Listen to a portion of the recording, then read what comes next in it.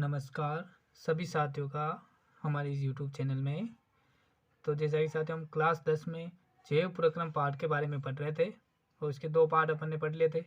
हम प्रकाश संश्लेषण और रंध्र की संरचना के बारे में पढ़ चुके थे और आज हम पढ़ेंगे विषम पोषी पोषण के बारे में। आज हम क्या पढ़ेंगे? विषम पोषी पोषण के बारे में। लेकिन इससे पहले कुछ इंपॉर्टेंट पॉइंट्स जो प्रकाश संश्लेषण से संबंधित ही हैं। तो पहला पॉइंट है हमारे पास देखिए कि जो पादप हैं वो प्रकाश संश्लेषण के द्वारा अपना भोजन तो बना लेते हैं, कार्बोहाइड्रेट तो बना लेते हैं, लेकिन जो दूसरे पोषक तत्व उसको चाहिए वो मृदा से अवशोषित होते हैं। तो पादप अन्य पोषक तत्व जैसे नाइट्रोजन है, फास्फोरस है, पोटेशियम है आदि जड़ों के द्वारा मृदा से अवशोषित करते हैं।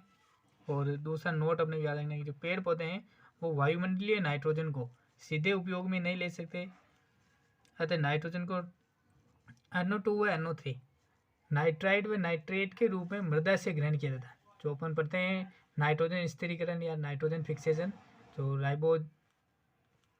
राइबोजोबियम जीवाणु द्वारा होता है, तो वो नाइट्रोजन स्थिरीकरण के द्वारा नाइट्रोजन प्राप्त करते हैं। तो दूसरा इंपॉर्टेंट पॉइंट अपने को याद रखना है कि पादपों में जो संचित भोजन होता है वो मंड या स्टार्च के रूप में संग्रहित रहता है। और हमारे अंदर या जंतुओं का जो संचित भोजन होता है उसे अपन ग्लाइकोजन कहते हैं, वो ग्लाइकोजन के रूप में संग्रहित रहता है। तो जो भोजन अपन खाते हैं या पेड़ पौधे जो अपना भोजन बनाते हैं, तो जो भोजन तुरंत उपयोग में नहीं आता है, जो बचा हुआ जो भोजन है वो स्टोर रहता है अपने मंडी या स्टार्च के रूप में पेड़ पौधों में, तो और जंतुओं के अंदर ये रहता है ग्लाइकोजन के रूप में। तो अब अपन पढ़ेंगे विषम पोषी पोषण के बारे में। तो विषम पोषी पोषण किसे कहते हैं साथियों? इसकी परिभाषा अपन पहले पढ़ चुके हैं कि ऐसा पोषण जिसमें जीव अपने भोजन के लिए दूसरे जीवों के ऊपर निर्भर रहता है विषम पोषी पोषण कहलाता है। और विषम पोषी पोषण के विभिन्न प्रकार हैं। पहला प्रकार अपन पढ़ेंगे मृतजीवी पोषण। पहला पोषण कौन सा है? मृतजीवी पोषण, जिसको अपन सेप्रोफिटिक न्यूट्रिशन भी कह सकते हैं। तो मृतजीवी पोषण किसे कहेंगे? पोषण की वह विधि जिसमें जीव अपना पोषण सड़े गले व मृत जीवों से प्राप्त करता है उसे अपन क्या कहते हैं? मृतजीवी पोषण कहते हैं। जैसे अपने पास है कवक है, मशरूम, जो अपन कहते हैं फंगस, तो फंगस जो लगती हैं वो कैसी है? मृतजीवी पोषण है। वो सड़े गले और मृत पौधों से अपना भोजन प्राप्त करते हैं। मशरूम जैसा कि अपन चित्र में देख भी सकते हैं कि ये जो है हमेशा सड़े गले गोबर वगैरह के ऊपर भी लग जाते हैं मशरूम, तो वो कवक ही हैं एक तरीके से, और वो मृतजीवी पोषण का प्रकार है। दूसरा पोषण है अपने पास परजीवी पोषण। दूसरा प्रकार कौन सा है? परजीवी पोषण। तो पोषण की वह विधि जिसमें जीव अपना पोषण किसी दूसरे जीव के शरीर के अंदर या बाहर रहकर प्राप्त करता है। इसमें पोषण कैसे प्राप्त करेगा? वो दूसरे जीव के शरीर के या तो अंदर रहेगा या बाहर रहकर पोषण प्राप्त करता है, तो इसे अपन परजीवी पोषण कहते हैं। और ऐसे जीव क्या कहलाते हैं? अपने परजीवी कहलाते हैं। ऐसे जीवों को अपन क्या कहते हैं? परजीवी कहते हैं। जैसे एक परजीवी पादप का उदाहरण है, इंपॉर्टेंट याद है, एक परजीवी पादप है अमरबेल। अमरबेल अपन देखते हैं पीले पीले कलर के धागे जैसी संरचनाएं होती हैं जो पेड़ पौधों के ऊपर लगी रहती हैं, तो ये भी एक परजीवी पादप है। और दूसरा जो उदाहरण है हमारे पास परजीवी जंतु। परजीवी जंतु है हमारे पास जैसे जू हैं। जू अपने सिर में जो रहती हैं वो जोंक, जिसको अपन लीच भी कहते हैं, जोंक, ये भी अपने खून चूसते हैं। फीतागर्मी जो हमारे शरीर के अंदर रहता है, जैसे एस्केरिस वगैरह जो है वो हमारे शरीर के अंदर रहते हैं, तो ये भी एक तरीके से कैसे हैं? जंतु परजीवी है। नेक्स्ट अपन बात करते हैं प्राणी संपोषण की। प्राणी संपोषण जिसको अपन होलोजोइक न्यूट्रिशन भी कहते हैं। तो प्राणी संपोषण किसे कहते हैं? इस प्रकार की पोषण विधि में जीव संपूर्ण भोज्य पदार्थ को, जीव क्या कहते हैं? संपूर्ण भोज्य पदार्थ का अंतर्ग्रहण करते हैं, मतलब उसको अंदर ले लेते हैं शरीर के, और उनका पाचन शरीर के अंदर होता है। पाचन कहाँ होता है? शरीर के अंदर होता है। जैसे अमीबा है एग्जाम्पल इसका, पैरामीशियम है, और मानव, हम भी कैसे हैं? तो जितने भी जीव जंतु अपन देखते हैं सामान्यतः वो कैसे होते हैं? प्राणी संपोषणी। वो भोजन को अपने अंदर लेते हैं, उनका पाचन भी शरीर के अंदर ही करते हैं। जबकि अपन देख रहे थे अभी ये जो मशरूम या कवक जो हैं ये अपने भोजन को शरीर के बाहर ही गला देते हैं, गले सड़े गले भोजन को ही अंदर ग्रहण करते थे, उनको पाचन की जरूरत नहीं रहती। पमरबेल या जोंक अपन देखते हैं तो ये सीधे अपना खून चूसते हैं। जू हैं या जोंक हैं ये अपने शरीर के ऊपर चिपक के अपना खून चूसते हैं, जिसके अंदर अपना पचा हुआ भोजन ही होता है। जो अवशोषित भोजन अपने रक्त में रहता है उसी को ये चूसते हैं, तो इनको भी पाचन की ज़्यादा ज़रूरत नहीं पड़ती है। लेकिन जो अमीबा है, पैरामीशियम है, या हम जो है वो शरीर के अंदर भोजन का पाचन करते हैं, फिर अपने को ऊर्जा मिलती है। तो अपन किस प्रकार के पोषण में के अंदर आते हैं? प्राणी संपोषण के अंदर। नेक्स्ट टॉपिक अपन देख लेते हैं अमीबा में पोषण। नेक्स्ट जो बिंदु रहेगा अपना वो क्या है? अमीबा में पोषण। तो अमीबा अपन सभी जानते हैं ये एक कोशिकीय जीव होता है। अमीबा क्या था? अमीबा एक एक कोशिकीय जीव यूनिसेलुलर जीव होता है, जिसकी कोई निश्चित आकृति नहीं होती। अमीबा की आकृति भी इसकी कोई फिक्स आकृति नहीं होती, ये अपनी आकृति लगातार बदलता रहता है। अमीबा अपने भोजन को पादाप या कूटपाद जिसको अपन कहते हैं सूडोपोडिया कूटपाद मतलब ये वास्तविकता में नहीं होते। जब भी इसको चलना होता है या भोजन के अंदर ग्रहण करना होता है तो ये अपनी कोशिका की सतह से कूटपाद बना लेता है। तो कूटपाद की सहायता से क्या करता है, अपने भोजन को घेर लेता है तथा भोजन या खाद्य कण जो भी है भोजन इसके पास आए उसको चारों ओर एक खाद्य रिक्तिका बना लेता है। जिस भोजन को घेरता है वो चारों तरफ से, वो इस भोजन के चारों तरफ एक खाद्य रिक्तिका बना लेता है। वो खाद्य रिक्तिका में भोज्य कण का क्या हो जाता है, पाचन हो जाता है। भोजन जो कण इसके शरीर के अंदर आया था उसका खाद्य रिक्तिका के अंदर पाचन हो जाता है। और जो अपचित भोजन होता है, अंत में अपचित भोजन जो बिना बचा कुचा जो सड़ा गला जो पदार्थ रहता है उसको भी कोशिका की सतह द्वारा शरीर से बाहर त्याग दिया जाता है, मतलब उत्सर्जन भी कर दिया जाता है। जैसा कि अपन चित्र के अंदर देख भी सकते हैं यहाँ पे कि अमीबा अपना भोजन कैसे प्राप्त कर सकते हैं। ये इसके स्टेप बाय स्टेप अपने को याद रखना है। सिंपल 1 नंबर के अंदर पूछ सकता है मेरे से। और नेक्स्ट इसी की तरह एक कोशिकीय जीव होता है पैरामीशियम। तो पैरामीशियम भी क्या होता है, पैरामीशियम भी एक कोशिकीय जीव है जो पक्षमाप की सहायता से गति करता है। अमीबा तो कैसे गति करता है, कूटपाद या पादाप की सहायता से, लेकिन पैरामीशियम के पूरे शरीर के ऊपर क्या पाए जाते हैं, पक्षमाप या जिसको अपन कहते हैं सीलिया पाए जाते हैं। इन सीलिया की सहायता से ये भोजन के पास जाता है, लेकिन इसके अंदर भोजन का एक विशिष्ट स्थान से ही ग्रहण किया जाता है। पैरामीशियम के अंदर भोजन एक विशिष्ट जगह से ही ग्रहण किया जाता है, जबकि अमीबा अपने कूटपाद की सहायता से कहीं से भी भोजन को घेर के अपने अंदर ले सकते हैं, लेकिन पैरामीशियम के अंदर ये विशिष्ट स्थान से ही ग्रहण किया जाता है। अब अपन बात कर लेते हैं मनुष्य में पोषण। तो नेक्स्ट जो अपना बिंदु है वो है मनुष्य में पोषण या मानव में पोषण। तो मनुष्य में पोषण के कुछ चरण हैं।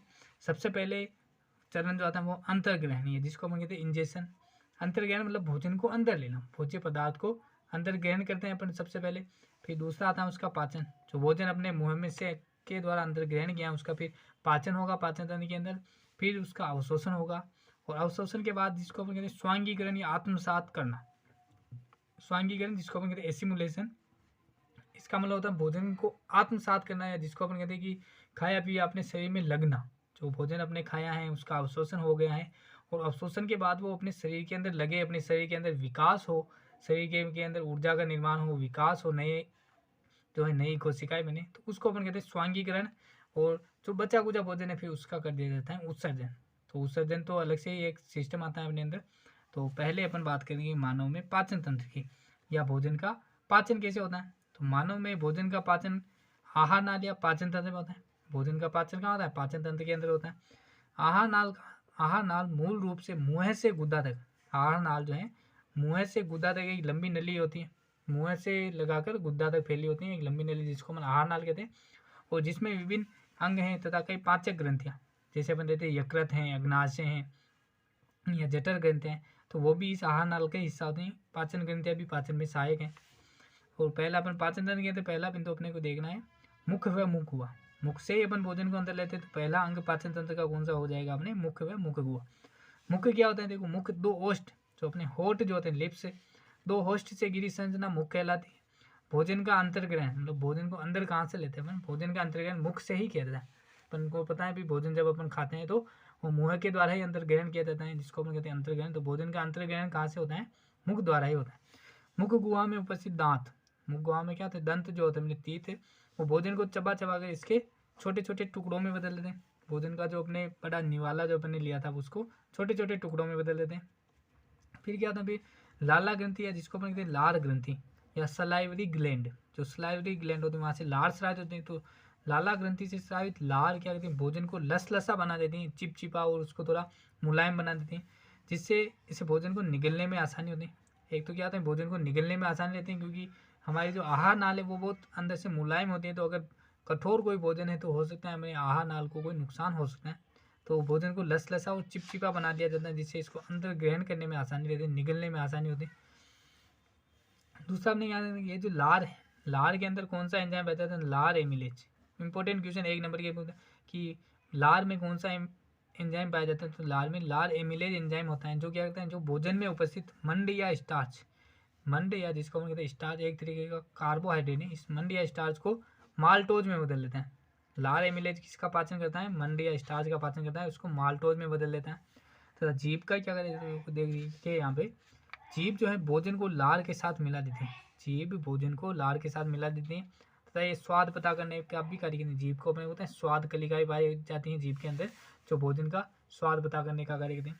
तो दूसरा अंग आएगा मुख से, जो मुख गुहा के बाद जो भोजन का जाएगा वो जाएगा ग्रसिका अंग, ग्रसिका के अंदर जिसको अपन कहते हैं इसोफेगस, ग्रसिका को क्या कहते हैं इसोफेगस। तो देखिए यहाँ पे मुख गुहा से भोजन, मुख गुहा से भोजन ग्रसिका में जाता है। ग्रसिका एक लंबी पतली बेलनाकार नली होती है, ग्रसिका एक लंबी बेलनाकार नली होती है जिसे भोजन नली या ग्रास नली भी कहते हैं। जो हमारी जो भोजन नली होती है जो गले के अंदर अपन देखते हैं वो ग्रसिका या इसोफेगस ही होती है। और ग्रसिका से भोजन कहाँ चला जाता है, आमाशय में जाता है, ग्रसिका से भोजन आमाशय में जाता है। वो आमाशय क्या होता है, तो देखिए यहाँ पे आमाशय, आमाशय एक बृहत अंग है, बृहत अंग से एक बड़ा अंग है जो भोजन के आने पर फैल जाता है। आमाशय की जो भित्ति होती है वो एक थैले जैसी संरचना होती है जो जिसके अंदर जैसे ही भोजन आता है तो ये क्या करता है, थोड़ा फैल जाता है। जैसे अपन देखते हैं जब भी अपन खाना खाते हैं या ज़्यादा खा लेते हैं तो अपने को ऐसा लगता है कि पेट फूल गया है, तो वो पेट नहीं फूला है, वो अपना आमाशय फूला, आमाशय को अपन पेट कहते हैं। ठीक, और नेक्स्ट पॉइंट है आमाशय की भित्ति में जठर ग्रंथियाँ होती हैं, आमाशय की भित्ति में जठर ग्रंथियाँ होती हैं जो जठर रस का स्राव करती हैं। जठर ग्रंथियों से कौन सा रस निकलता है, जठर रस निकलता है। इस जठर रस में हाइड्रोक्लोरिक अम्ल जिसको हम कहते हैं HCl अम्ल, पेप्सिन एंजाइम, हाइड्रोक्लोरिक अम्ल, पेप्सिन एंजाइम और श्लेष्मा पाया जाता है।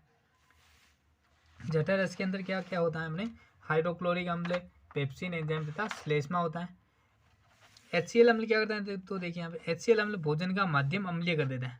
HCl अम्ल है तो भोजन का जो माध्यम है वो भी कैसे होता है, अम्लीय हो जाता है, जो कि पेप्सिन के सक्रिय या कार्य करने के लिए आवश्यक है। जो पेप्सिन जो एंजाइम है अपना, पेप्सिन एंजाइम ये प्रोटीन का पाचन करता है, तो प्रोटीन का पाचन ये करेगा तभी जब इसका माध्यम अम्लीय होगा, तो अम्लीय माध्यम में ही पेप्सिन सक्रिय होता है, तो HCl इसलिए आवश्यक है।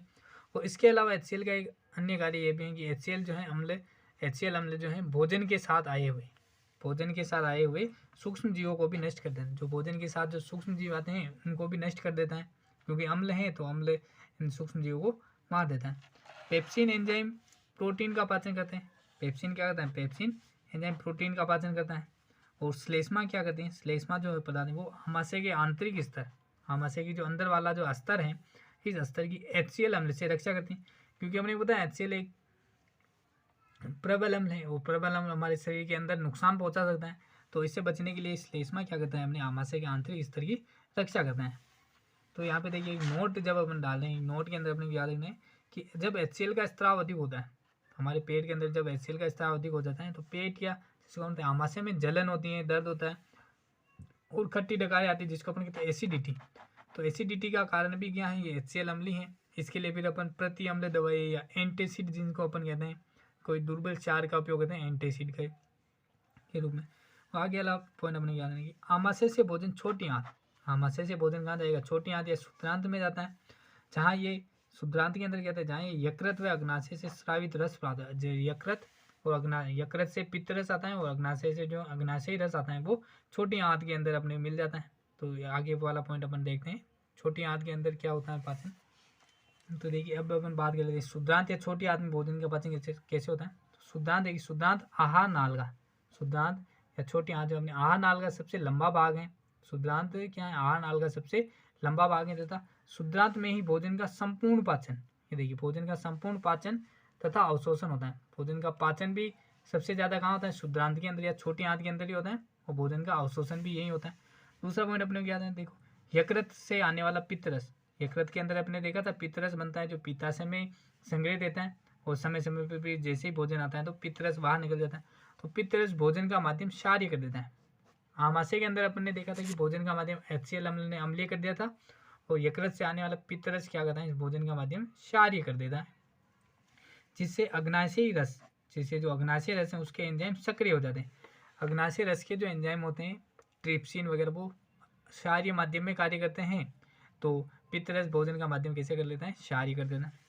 पित्त रस, इसके अलावा पित्त रस क्या था, वसा की बड़ी गोलिकाओं, वसा की जो बड़ी बड़ी जो गोलिकाएं होती हैं, वसा की बड़ी गोलिकाओं को वसा की छोटी गोलिकाओं में तोड़ देता है, जिससे इसका पाचन आसानी से हो सकता है। देखिए जो वसा के जो बड़े अणु होते हैं उन बड़े अणुओं को ये पित्त रस क्या कहते हैं, छोटे छोटे अणुओं में तोड़ देता है, जिससे इन वसा का पाचन आसानी से हो जाता है। इस क्रिया को अपन कहते हैं वसा का पायसीकरण, कहते हैं वसा का पायसीकरण, या इसे अपन कहते हैं इमल्सिफिकेशन, इमल्सीकरण भी कह सकते हैं, वसा का इमल्सीकरण या इमल्सिफिकेशन या पायसीकरण कहते हैं। तो अग्नाशयी रस में क्या होता है, देखिए अग्नाशयी रस में प्रोटीन का पाचन करने के लिए ट्रिप्सिन एंजाइम होता है। अग्नाशयी रस की बात करें अपन तो अग्नाशयी रस में प्रोटीन का पाचन करने के लिए कौन सा एंजाइम पाया जाता है, ट्रिप्सिन एंजाइम पाया जाता है। वसा का पाचन करने के लिए लाइपेज एंजाइम पाया जाता है।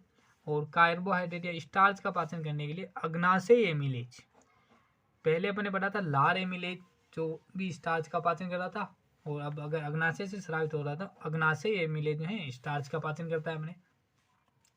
इसके अलावा छोटी आंत में क्या होता है, छोटी आंत की जो भित्ति है, शुद्धांत की भित्ति में स्थित ग्रंथि, शुद्धांत की भित्ति में कोई ग्रंथि होती है जिससे आंत्र रस स्रावित होता है। इस आंत्र रस में क्या होता है कि ये प्रोटीन को अमीनो अम्ल में बदल देता है। सबसे लास्ट में क्या होता है, प्रोटीन से क्या बनता है, अमीनो अम्ल का निर्माण होता है। वसा से क्या बनता है, वसा अम्ल तथा ग्लिसरॉल का निर्माण होता है। और जो जटिल कार्बोहाइड्रेट है, जटिल कार्बोहाइड्रेट से ग्लूकोज का निर्माण होता है, ग्लूकोज में परिवर्तित कर देते हैं। प्रोटीन से क्या बनता है लास्ट में, प्रोटीन का पाचन होने से अमीनो अम्ल बनता है, वसा का पाचन होने से वसा अम्ल तथा ग्लिसरॉल बनता है। तो जटिल कार्बोहाइड्रेट का पाचन होकर अपने को लास्ट में ग्लूकोज मिल जाता है जिससे अपने को एनर्जी मिलती है। और यही अमीनो अम्ल, वसा अम्ल और ग्लूकोज अपने सरल पदार्थ हैं। ये वाले इधर वाले तो प्रोटीन, वसा और कार्बोहाइड्रेट तो जटिल पदार्थ होते हैं, और इधर ये सरल पदार्थ में बदल जाते हैं जिसको अपन कहते हैं पाचन। और आगे वाला पॉइंट याद रखना अपने को कि जो पचित भोजन का संपूर्ण अवशोषण ने देखा था, पचित भोजन का संपूर्ण अवशोषण भी कहाँ होता है, शुद्धांत में ही या छोटी आंत में ही होता है। भोजन का अवशोषण भी कहाँ होता है, छोटी आंत के अंदर ही होता है। और दूसरा पॉइंट याद रखना अपने को कि जो घास खाने वाले जो शाकाहारी जीव होते हैं, शाकाहारी जीवों की शुद्धांत अधिक लंबी होती है, क्योंकि शाकाहारी जीवों के अंदर जो भोजन वो करते हैं, घास फूस खाते हैं, तो सेलुलोज उसमें होता है, उसका पाचन करने के लिए लंबा समय चाहिए, तो शुद्धांत भी अपनी लंबी होती है। तथा जो मांसाहारी जीव है, मांसाहारी जीव मांस का पाचन सरल होता है, तो इसके लिए इसकी शुद्धांत भी कैसे होती है, छोटी होती है। तो जो गाय भैंस बकरी हैं उनकी शुद्धांत या छोटी आंत लंबी होती हैं, और जो शेर वगैरह जो है उनकी शुद्धांत छोटी होती है। अब आगे बात कर लेते हैं बड़ी आंत या बृहदांत्र के अंदर क्या आता है। तो जो छोटी आंत से भोजन कहाँ जाता है, फिर बृहदांत्र के अंदर जाता है। तो बृहदांत्र, तो छोटी आंत में बिना पचा भोजन बृहदांत्र में आता है, बृहदांत्र में या बड़ी आंत में आता है, जहाँ इसे गुदा द्वार या मल द्वार द्वारा समय समय से शरीर से बाहर त्याग दिया जाता है, उत्सर्जन कर दिया जाता है। इसका जो सुबह सुबह अपन लेटरिन करते हैं वो उत्सर्जन गुदा द्वार या मल द्वार द्वारा बाहर कर देता है। और एक इंपॉर्टेंट पॉइंट अपने को याद रखना कि बड़ी आंत में या बृहदांत्र में सिर्फ जल का अवशोषण होता है, बड़ी आंत में सिर्फ जल का अवशोषण किया जाता है। नेक्स्ट पॉइंट याद रखना हमने भी, आहार नाल में, आहार नाल में जो भोजन है वो क्रमानुकुंचन गति के द्वारा, कौन सी गति है, इंपॉर्टेंट पॉइंट याद रखना है। आहार नाल में भोजन क्रमानुकुंचन गति के द्वारा आगे की ओर गति करता है। आहार नाल में भोजन आगे किससे बढ़ता है, तो क्रमानुकुंचन गति के द्वारा बढ़ता है। नेक्स्ट पॉइंट अपने को याद रखना है, भोजन का अवशोषण। तो हमारे शरीर में पचित भोजन का संपूर्ण अवशोषण छोटी आंत में ही होता है। हमारे शरीर में पचित भोजन का संपूर्ण अवशोषण छोटी आंत में ही होता है। बड़ी आंत में या बृहदांत्र में सिर्फ जल का अवशोषण होता है, जो अपन अभी देख चुके हैं। छोटी आंत में क्या होता है, छोटी आंत में अंगुली के समान अनेक प्रवर्ध या संरचनाएं पाई जाती है, जिन्हें अपन दीर्घ रोम कहते हैं या विलाई कहते हैं। छोटी आंत में अंगुली के समान संरचनाएं पाई जाती है, जिन्हें दीर्घ रोम या विलाई कहते हैं। इन दीर्घ रोम से ही अवशोषण होता है, इन दीर्घ रोम से ही भोजन का अवशोषण होता है। ये दीर्घ रोम क्या कहते हैं, अवशोषण का सतही क्षेत्रफल बढ़ा देते हैं। अवशोषण की जो जगह होती है क्षेत्रफल, उस क्षेत्रफल को बढ़ा देते हैं, जिससे भोजन का अवशोषण अधिक होता है और उसके जगह भी ज़्यादा मिलती है उसको। और इन दीर्घ रोम के अंदर, इन दीर्घ रोम में अनेक रक्त केशिकाओं का जाल होता है, रक्त कैपिलरीज पाई जाती हैं, जो अवशोषित भोजन को रक्त के द्वारा शरीर की प्रत्येक कोशिका तक पहुंचा देती हैं। जैसे अपने को चित्र में दिख भी रहा है यहाँ पे, ये देखिए यहाँ पे, जैसे मान लीजिए छोटी आंत है, छोटी आंत के अंदर अनेक जो ये अंगुली जैसी जो संरचनाएं अपने को दिख रही हैं, ये तो है अपने दीर्घ रोम। इन दीर्घ रोम के अंदर अनेक ये लाल लाल रंग की जो अपने बना रखी हैं वो हैं रक्त केशिकाएं। तो दीर्घ रोम और रक्त केशिकाएं भोजन को अवशोषित कर लेती हैं और रक्त के द्वारा अपने पूरे शरीर में प्रत्येक कोशिका तक पहुँचा देती हैं जहाँ इसकी आवश्यकता होती है।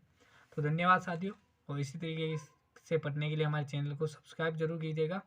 जय हिंद।